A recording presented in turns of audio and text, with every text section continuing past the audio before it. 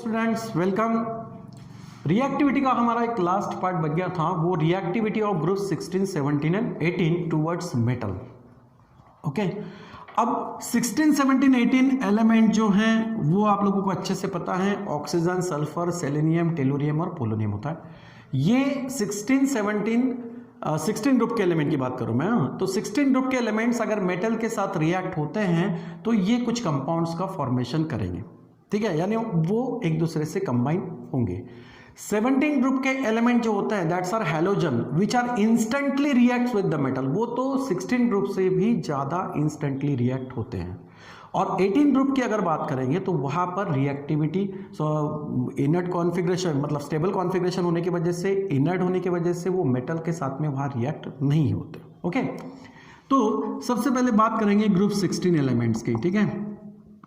तो group 16 element जो है जैसे कि ऑक्सीजन, सल्फर, सेलेनियम, ये क्या होता है, मेटल्स के साथ में रिएक्ट होते हैं, ठीक है।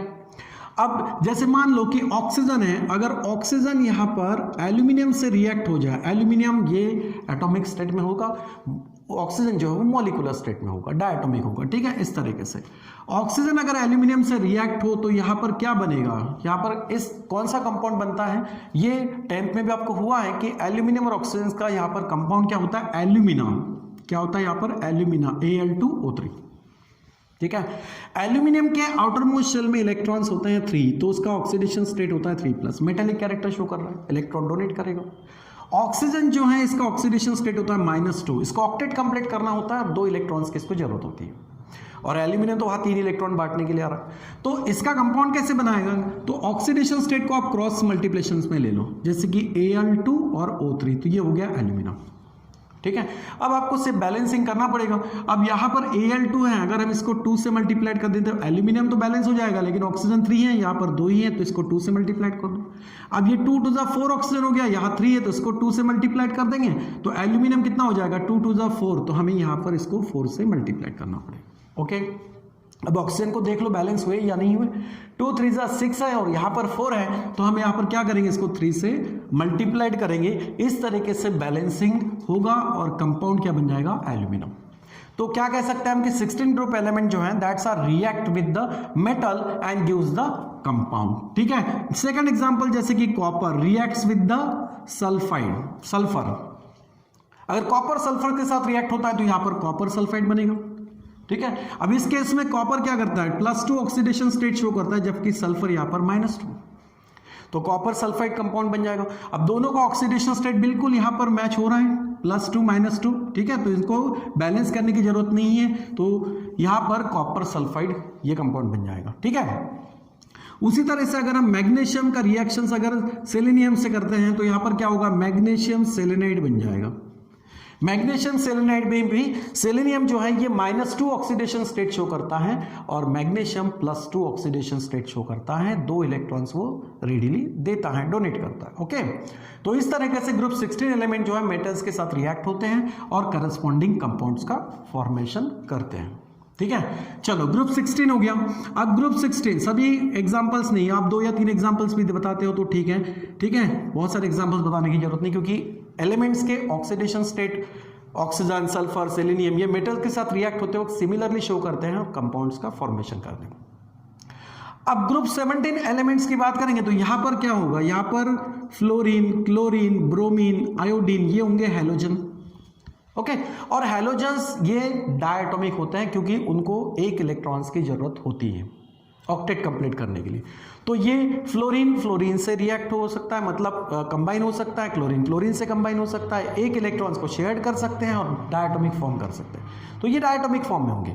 अब ये अगर किसी मेटल से रिएक्ट हो जाए तो उसमें भी मेटल जो होंगे वो मोनोवैलेंट हो सकते हैं या डायवैलेंट भी हो सकते हैं, जैसे कि अब मान लो कि सोडियम अगर है तो ये मोनोवैलेंट, क्यों, क्योंकि ये एक ही इलेक्ट्रॉन को डोनेट करेगा, इसके इलेक्ट्रॉनिक कॉन्फ़िगरेशन से आउटर मोस्ट शेल में 1 इलेक्ट्रॉन होता है, अगर सोडियम वो इलेक्ट्रॉन डोनेट कर दे तो वो स्टेबिलिटी अचीव करेगा, बट इलेक्ट्रॉन डोनेट करने से इस पर चार्ज क्या आएगा, पॉजिटिव, वो इलेक्ट्रॉन हैलोजेंस में से कोई ले सकता है, जैसे कि फॉर एग्जांपल क्लोरीन, तो क्लोरीन अगर उस इलेक्ट्रॉन को एक्सेप्ट करे तो सोडियम और क्लोरीन से कंपाउंड क्या बनेगा, सोडियम क्लोराइड।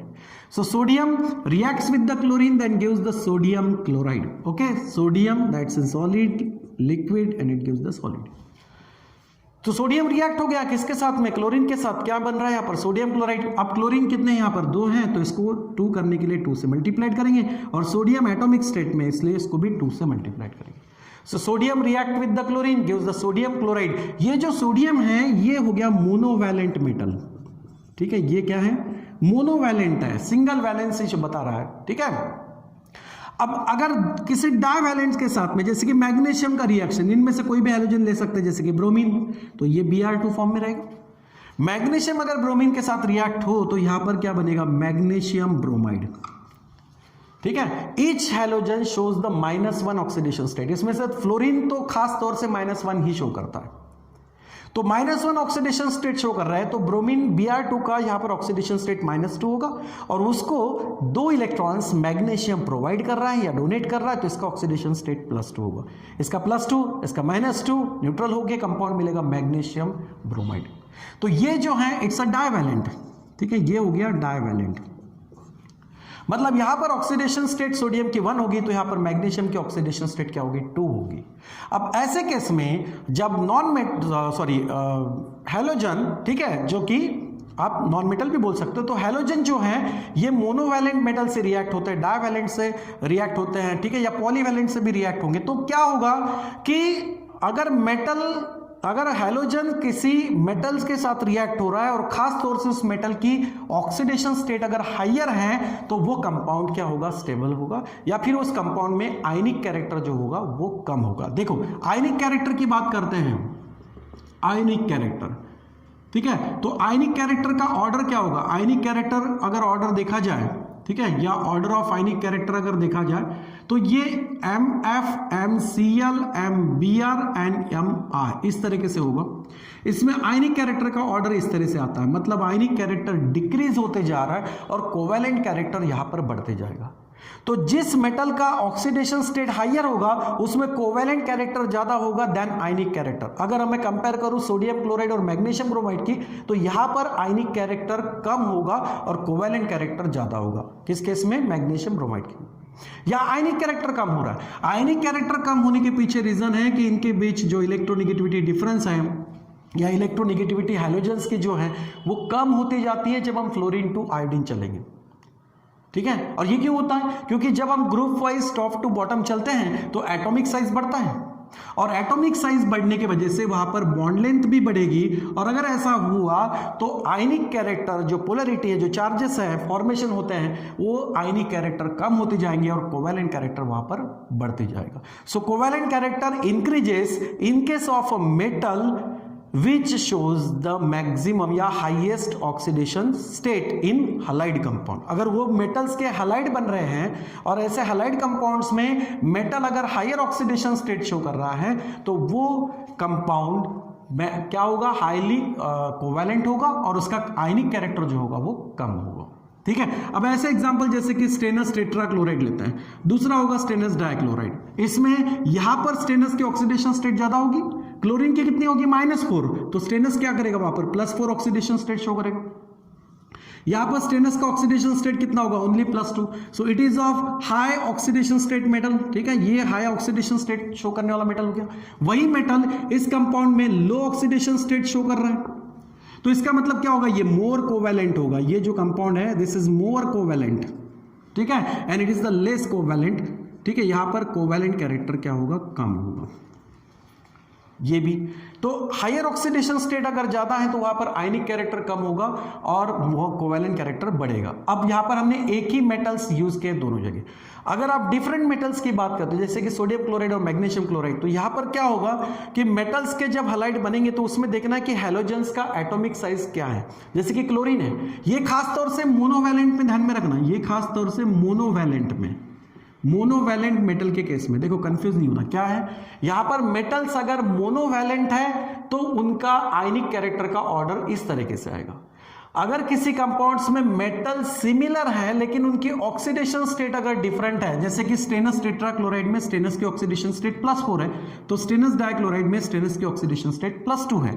तो अगर एक ही मेटल दो कंपाउंड्स बना रहा है हैलोजेंस के साथ, तो उसमें वो कंपाउंड मोर कोवैलेंट होगा जहां पर मेटल की ऑक्सीडेशन स्टेट क्या होगी, हाई होगी। And this is order for specially monovalent metal, ये स्पेशली मोनोवैलेंट के लिए रहेगा, ठीक है, इस तरीके से। तो ये हो गया ग्रुप 16 एंड 17 एलिमेंट्स की रिएक्टिविटी टुवर्ड्स द मेटल। अब अगर ग्रुप 18 की बात करेंगे, ठीक है, ग्रुप 18, तो ग्रुप 18 एलिमेंट्स में क्या होगा, दे आर केमिकली इनर्ट। वैसे हमने पहले भी कहा है कि ये क्या होते हैं, केमिकली इनर्ट होते हैं, इनका तो ऑक्टेट कंप्लीट ही है, स्टेबल है ये, ठीक है। तो ऐसे ग्रुप 18 एलिमेंट जैसे कि helium, neon, argon, krypton, xenon, radon, ये जो हैं, these elements do not react with the metal. ये केमिकली इनर्ट होते हैं और ये रिएक्ट नहीं होंगे, do not react with the metals, ये मेटल्स के साथ में रिएक्ट नहीं होते, ठीक है। So these are the reactivity of group 16, 17 and 18। Okay, ठीक है। अब इसके बाद नेक्स्ट टॉपिक जो है वो एलोट्रोपी का है। तो हम थोड़ा सा एलोट्रोपी के लिए इसका इंट्रोडक्टरी पार्ट बता देता हूँ, एलोट्रोपी, ठीक है। इसको हम नेक्स्ट क्लास में फिर आगे बढ़ाएंगे। एलोट्रोपी अगर देखा जाए तो कौन से एलिमेंट है, ग्रुप 16 है, 17 है और 18 है। इसमें से ग्रुप 16 एलिमेंट जो है that shows the allotropy. So group 16 element shows the allotropy, ठीक है। Group 16 element shows the allotropy. Allotropy show करते हैं, इसका मतलब क्या होगा कि that shows the different allotropes, ठीक है। अब जैसे कि फॉर एग्जांपल हम ऑक्सीजन की बात करें, सल्फर है, सेलेनियम है, टेलुरियम है, ठीक है, और पोलोनियम भी।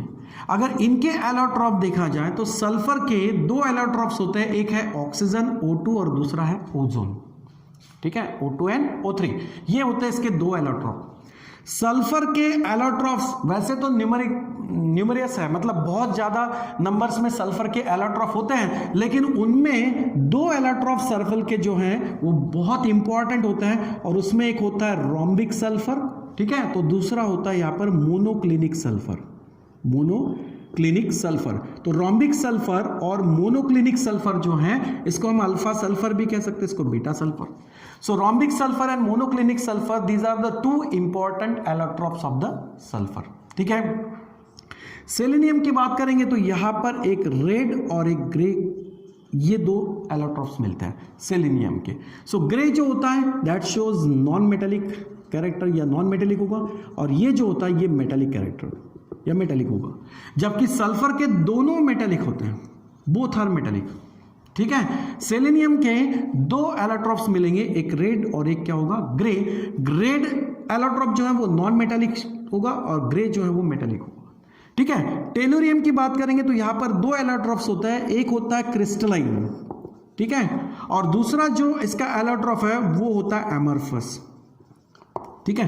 तो tellurium shows the 2 allotrops, that's one is the crystalline and second one is the amorphous. Last one is the polonium. So polonium also shows the 2 allotrops, one is the alpha and second one is the beta, ठीक है।